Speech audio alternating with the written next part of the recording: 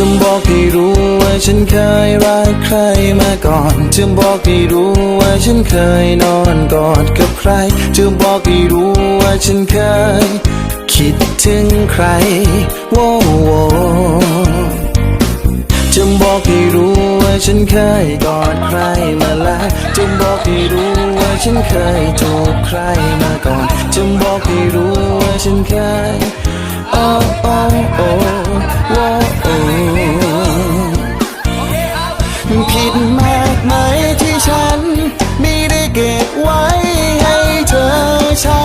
เป็นคนแรกที่เคยกอดที่หอมแก้มที่ฉันเคยทำให้ใครผิดมากไหมที่พูดว่ารักที่เคยบอกไปว่าคิดถึงใครฉันเคยเจ็บฉันใจง่ายเคยเสียตัวเสียใจโอ้โอ้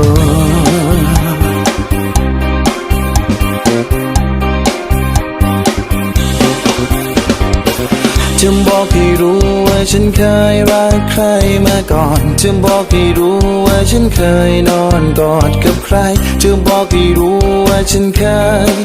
คิดถึงใครโว้โวจะบอกให้รู้ว่าฉันเคยกอดใครมาแล้วจะบอกให้รู้ว่าฉันเคยจูบใครมาก่อนจะบอกให้รู้ว่าฉันเคย